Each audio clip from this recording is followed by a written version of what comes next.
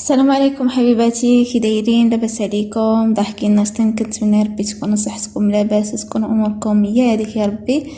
في لا فيديو ديال اليوم ان شاء الله نبداو بالصلاه على نبينا، اللهم صل وسلم وبارك على سيدنا محمد وعلى اله وصحبه اجمعين وسلم تسليما كثيرا. لا فيديو ديال اليوم ان شاء الله غادي نتقاسم معكم واحد البرودوي. هاد الفاصمه ديال البنات كدار الناس اللي تعانيو من آلام ديال الظهر. زيتي مثلا شي حاجه ثقيله شي نهار وسمعتي شي طرطق في ظهرك، ولا عندك الام روماتيز مع دابا قريب يدخل البرد بزاف الناس كيكون كيضرهم ظهرهم. الناس اللي تعانيو كذلك من السياتيك كيخفف عليهم شويه، ولكن هذه بزاف كتخص الناس اللي كيكون عندهم تقطع ديال اللحم. بالنسبه للناس اللي عندهم مشكل ديال بوزلوم ولا السياتيك كتخفف عليهم الالام. معروف ان السياتيك ضروري البنات من المتابعه الطبيه ليه. كاينين ادويه تيتخذوا بزاف د الحوايج، هو شويه الموضوع ديالو شويه صعيب، ولكن هذه تتخفف الآلام بالظهر بشكل عام. أي وحدة منكم كتعاني من الآلام ولا أي واحد يعاني من الآلام باش بحال هكا حتى الفيديو كيخصكم شي ماشي غير البنات، تستعملوا هذه راه كتجمع لكم اللحم، بالخصوص الا كانت تقطع ديال اللحم كتجمع لكم اللحم ورائعه بزاف. هذا البنات جربتها للزوج ديالي والحمد لله جابت معاه النتيجة. المهم الحمد لله نقص لي الآلام.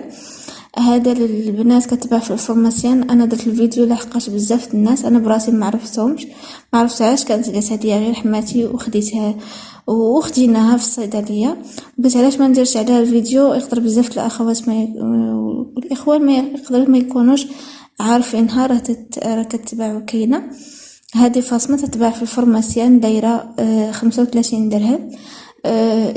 كاينين نصوصه يعني النص ديال هذه، وكاينه هذه مجموعه. نفضل انكم تشريو هذه تكون هكا مجموعه، تكون هكا طويله كتجي على الظهر النيشان، بالخصوص تعاني من الالم الظهر لتحت كتجي لاصقه لتحت النيشان.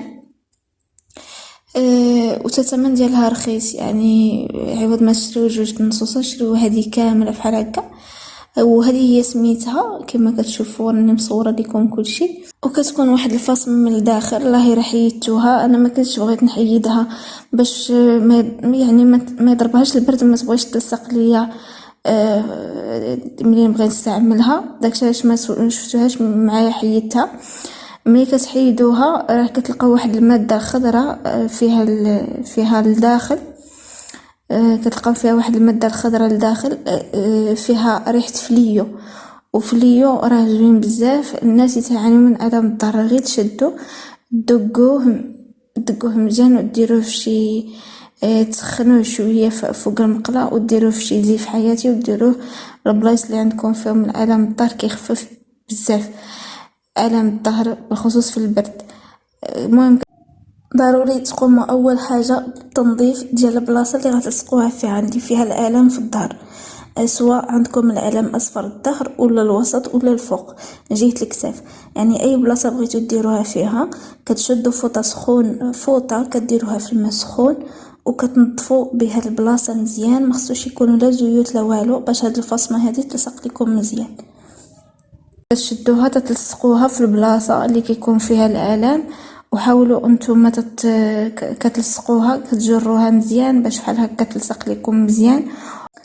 ملي كتلصقوها مزيان كتخليوها يومين في الظهر ديالكم، مده يومين. بحال مثلا الا درتوها من الليل كتخليوها يومين، يعني حتى الليله الاخرى ديال هذاك اليوم اللي غتحسبوا فيه يومين كتحيدوها. والطريقه باش كتحيدوها الدوش كتكبوا عليكم من الماء سخون، وكيحيدها لكم شي حد ضروري يعاونكم شي حد في هذه العمليه هذه، سواء في التلصاق ديالها ولا التحياد ديالها. وحاول داك الشخص عليكم شويه باش ما يحردش لكم الظهر ديالكم. كنتمنى يا ربي تفيدكم هذه الفكره وتجيب معكم ان شاء الله الشفاء كاع الناس اللي تعانوا من الم الظهر. وكذلك كاين واحد الحيله اخرى اللي هي زيت الزنجبيل.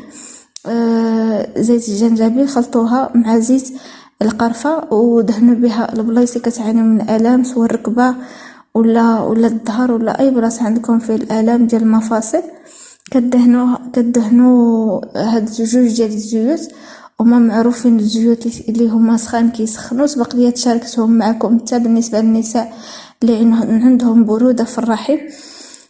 سبق لي شاركت معكم واحد الفيديو في القناه، دخلوا للقناه راه كاين الناس اللي عندهم البروده في الرحم كيفاش يعالجوها بهاد الزيوت. تاخذوا هاد الزيوت كدهنوا بهم من الليل لليل، كتحسوا برحمه الله.